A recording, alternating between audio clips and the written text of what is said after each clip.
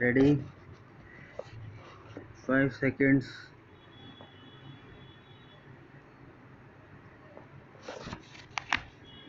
Production of these documents, which are admittedly after the suit, may not have much evidentiary value.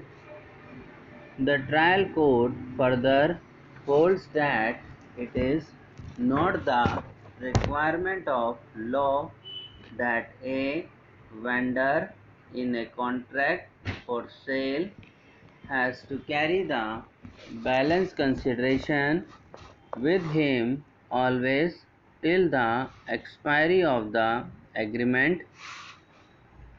It is sufficient that he has enough sources to raise the funds as and when required. Rejecting the contention of the defendant, the plaintiff did not have money even when he entered A1 agreement. It was noticed that admittedly on the date of agreement rupees 2 lakh was paid and subsequently rupees 3 lakh was paid. The explanation of plaintiff as to why he did not take the proportionate extent on payment of rupees 3 lakh as provided in the agreement was accepted. It was found that the extent was not found sufficient on the advice of the engineer to start the construction. The case of the plaintiff, in fact, is that the idea to purchase the plaintiff scheduled property was to start a tuition center by making a partnership between himself and his family members. Thereafter, it is found as follows in paragraph 12. Plaintiff has given clear evidence to the effect that he had sufficient money with him for completing his part. As already stated by him, he did not carry the ready cash with him throughout the period of the agreement. The total amount of consideration comes to rupees 25,67,000, even if the extent is taken as 75 3/4 cents.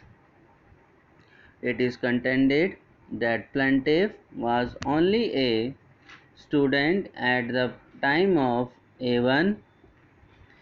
He is also described in A1 also. PW1 says that even at that time he was employed. True, one cannot expect that from his employment alone he could have mobilized the balance consideration. The income tax returns filed by him show his salary and prove the above fact, but there is ample evidence to show that his father was actively involved in the transaction. PW1 has deposed that his family members were possessing gold ornaments worth rupees 25 lakh and he was having cash amount of rupees 8 lakh at the relevant time. The defendant has no case that the plaintiff was not supported by his father. In fact, the active involvement of his father in the transaction is rather admitted by defendant himself.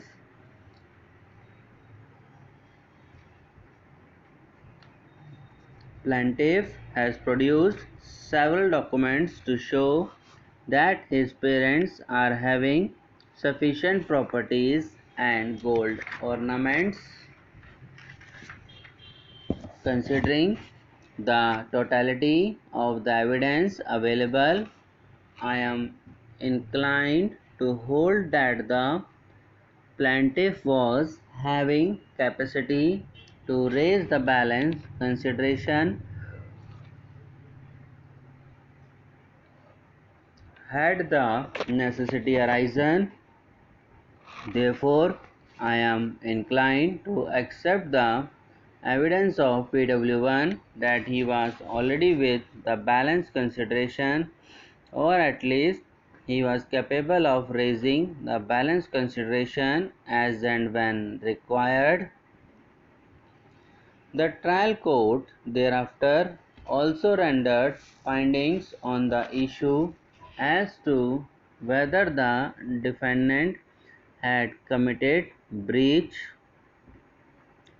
The contention of the plaintiff that the lawyer's notice dated 25 Jan 2008 sent by the defendant was issued with ulterior motive was accepted. It was found that under A1 agreement the property was to be measured and the actual extent was to be ascertained. Before sending lawyer's notice, the defendant had not got the property measured. It was for the defendant to get the property measured. Referring to the admissions made by the defendant, it was found that he had not taken any step for measuring the property.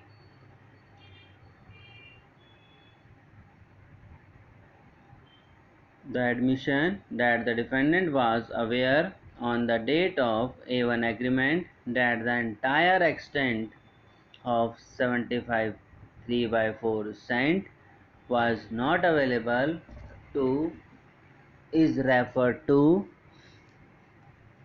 the case of the defendant that the property was measured by the plaintiff on 16 May 2007 was found unacceptable. The case of the plaintiff was that on 16 May 2007 he along with engineer inspected the site to find out the possibility of construction in the extent failing proportionately to the amount of rupees 3 lakh was explored. Defendant was to convince the plaintiff regarding the title deed and the tax receipt. The plaintiff had got marked A9 and A10 encumbrance certificate. They revealed that mortgage was created by the defendant over the property in the year 1983. No entry regarding the clearance of the mortgage was found. The case of the defendant that he had obtained the release deed was found unacceptable by noting that the release deed was neither produced nor there is any evidence to prove that fact. Thus, the defendant had breached his obligation under the contract. The plaintiff got the property measured through the village officials on 16 March 2008 in the presence of the defendant.